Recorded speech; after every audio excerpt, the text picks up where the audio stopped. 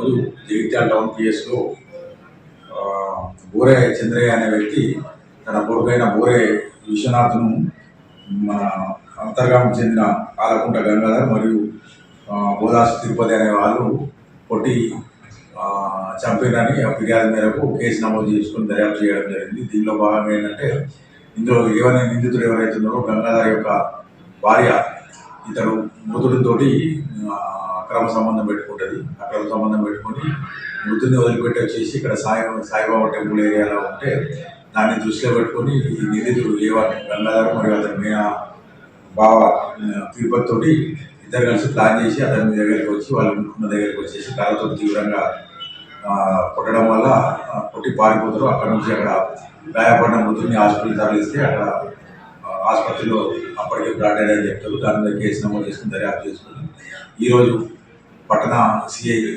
కర్ణాటక మరియు డబ్ల్యూఎస్ఎల్ సుప్రియలు వాళ్ళ ఇద్దరి నిందితులను అరెస్ట్ చేసి వారి దగ్గర నుంచి హత్యకు ఉపయోగించిన కారణం స్వాధీనం చేసుకుని ఈరోజు వాళ్ళని కోర్టుకు రిమాండ్కు తరలించడం జరుగుతుంది.